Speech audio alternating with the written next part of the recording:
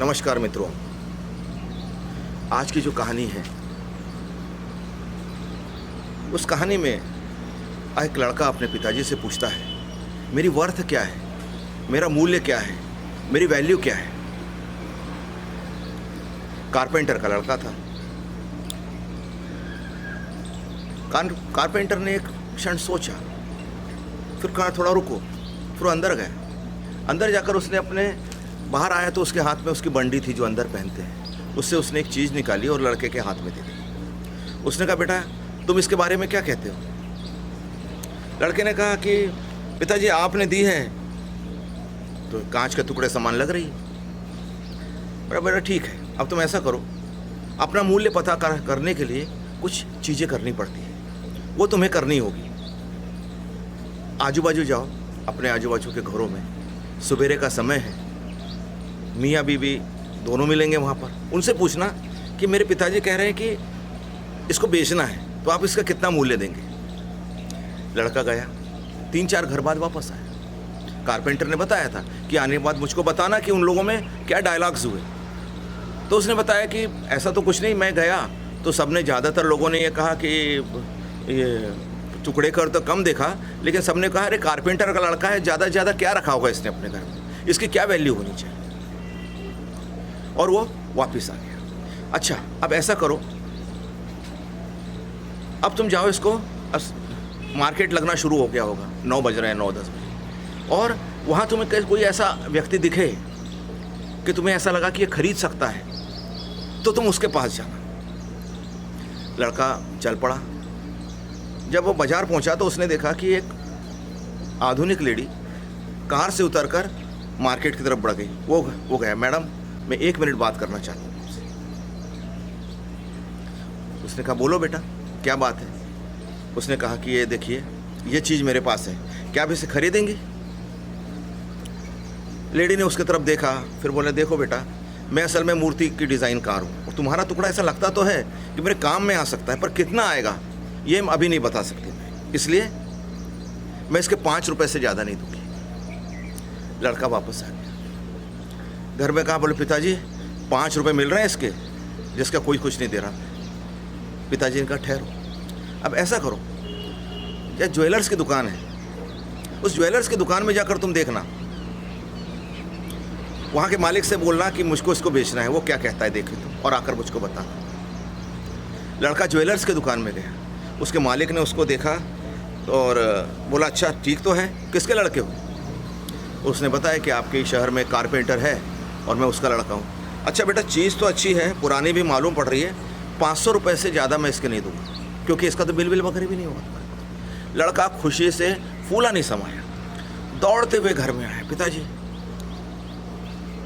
वो तो उसने तो ये कहा कि अच्छा तुम्हारे पिताजी कारपेंटर हैं और ये तो बहुत पुरानी चीज़ लग रही है और मैं इसके 500 रुपये दूँगा। उसने कहा, रुको, अब तुम ऐसा करो, बस पकड़ो, शहर में एक म्यूज़ियम है, उस म्यूज़ियम में जाओ, एंटीक पीस का म्यूज़ियम है, और वहाँ पर बताओ इसकी, और वहाँ पे पूछना। तो लड़का वहाँ गया, वहाँ बताया, वहाँ उसने बोला कि सर मैं एक नायाब चीज़ लाया हूँ, क्या आप इसे देखेंगे। उस आदमी ने उसे देखा, अरे क्या चीज़ है ये तो बड़ी दुर्लभ है यार, कहाँ से प्राप्त की इसने। लड़का कहा, पास के गांव में मेरे पिताजी कारपेंटर का काम करते हैं, उन्होंने मुझे दी। अरे वाह यार, तुम्हारे पिताजी ज़रूर बहुत गुणी आदमी मालूम पड़ते हैं, मैं इसके 5000 रुपये दूंगा, अभी छोड़ जाओ, शाम को पैसे ले जाओ। पर पिताजी ने मना किया था उसे बेचने के लिए, तो वो वापस आ गया। पिताजी ने कहा, अब देखो ये है वैल्यू, सुबेरे जिसकी कोई वैल्यू नहीं थी, शाम तक उसकी वैल्यू 5000 रुपये हो गई। क्या मैंने बढ़ाई, क्या तुमने बढ़ाई। लड़का आश्चर्यचकित हो गया। पिताजी आपका कहना क्या है। बोले, हर बार तुम्हारी अप्रोच क्या रही, अब उनको मैं समझाता हूँ। पहले तुम अपने आजू बाजू गए, उन लोगों ने टुकड़ा नहीं देखा, उन्होंने तुम्हें देखा। तुम्हारे घर के लोग, तुम्हारे आजू बाजू के लोग तुम्हारे गुणों को नहीं देखेंगे, वो तुम्हारे से इतने अभ्यस्त हो गए हैं, उसकी तो तुम्हारी उनको आदत हो गई है, उसके ज़्यादा वो सोच ही नहीं सकते तुम्हारे बारे में। इसलिए उन्होंने बेटा सही किया, गलत नहीं किया। तुम भी रहते तो यही करते। हालांकि पहले क्या किया था तुमने, मेरे हाथ में देखकर क्या बोला, कांच का टुकड़ा बोला था ना। फिर मैंने तुम्हें भेजा दूसरी तरफ कि जाओ बाजार में जहाँ तुम्हारे कोई पहचानने वाला नहीं। क्या किया तुमने? उस लेडी से अदब से पूछा। एक अदब आ गई तुम्हारे मन में, जो कि पहले अदब तुम्हारे पड़ोसियों से जब तुमने बात की तब नहीं थी। तुमने कहा मैडम क्या आपको एक चीज़ देखना चाहिए कि मेरे पास ये चीज़ है। तुम्हारे अप्रोच में फ़र्क आ गया, और अप्रोच में फ़र्क आकर वो टुकड़ा तो नहीं बदला, लेकिन सामने वाले का भाव बदला। फिर तुम उस ज्वेलरी के पास गए। उसने भी क्या पूछा? उसने कहा कहाँ से लाए हो? उसने मेरे बारे में नहीं पूछा, उसने इस बारे में पूछा कि ये मिला कहाँ से तुम्हें, क्योंकि 5,000 की चीज़ अगर 500 में मिल रही है, उसने अपना स्वार्थ देखा वहाँ पर। लेकिन मेरे बारे में नहीं पूछा, तुम्हारे बारे में नहीं पूछा, सिर्फ इस टुकड़े के बारे में पूछा। और जब तुमने बताया मेरे पिताजी कारपेंटर है, तो उसको बिल्कुल लगा होगा कि ये पुरखों की इसकी जायदाद होगी, तभी तो इसने ला कर दिया। तो एक छोटा सा आगे आने वाला लालच भी उसके अंदर जागा था। और फिर जब तुम म्यूजियम गए, तब तुमने क्या शब्द उच्चार किए? तुमने अपने शब्दों को बदला। शुरुआत के सुबेरे के 7 के शब्द तुम्हारे रात के 5 के शब्द नहीं थे। तुम में वो बहुत चेंज आया। तुमने कहा मैं आपको एक नायाब चीज़ दिखाना चाहता हूँ। क्यों? मेरे हाथ का टुकड़ा तुम्हें तब नायाब नहीं लगा, लेकिन जैसे जैसे उसकी वैल्यू बढ़ती गई तुम्हें वो नायाब लगने लगा। किस में चेंज आया? टुकड़े में या तुम में?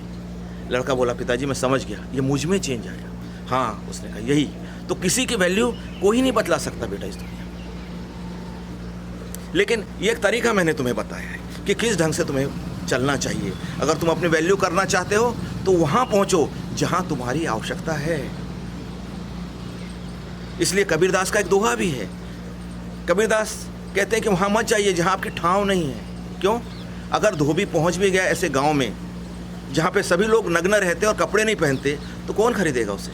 उसके गुण का क्या मूल्य होगा? तो अपने गुणों का मूल्य करने के लिए आपको वो स्थान खोजना पड़ता है, और वो स्थान एकदम नहीं मिलता। उस स्थान की पहली सीढ़ी यही रहती, पहले आप खुद। हम अपने आप को पहले इतना नीचा गिरा लेते हैं। जैसे मैंने जेब से निकाला, तुम्हें पिताजी की भी वैल्यू नहीं थी, तुम्हें भी लगा एक साधारण कारपेंटर लगा था ना। लड़के का आंखें शर्म से झुक गई। उसने कहा पिताजी आप सही कहते हैं। तो दोस्तों, आज ये कहानी मैंने इसलिए आपसे कही कि हर कोई चाहता है कि उसका बच्चा बड़ा बने, उसका बच्चा अच्छी जगह लगे, लेकिन आपको पता है कि उसका मूल्य कैसे बनाना है? क्या हम उस कारपेंटर के समान हो सकते हैं जो प्रैक्टिकलिटी में विश्वास करता है, जो बातों में भरोसा नहीं करता, जो पुस्तकों में भरोसा नहीं करता, जो लाइफ को जीता है? जो लाइफ को जीता है वही आपका अच्छा मार्गदर्शक हो सकता है। इसलिए दोस्तों, अपने मार्गदर्शक को ढूंढने के लिए आपको क्या करना चाहिए? आपके घर आजू बाजू हर जगह है, अपने आप को आजमाओ, उस कांच के टुकड़े को आजमाओ जो आप हो, जो सुबेरे कुछ काम के नहीं रहते लेकिन शाम को बहुमूल्य हो जाते हो। आज के लिए इतना ही। धन्यवाद। नमस्कार।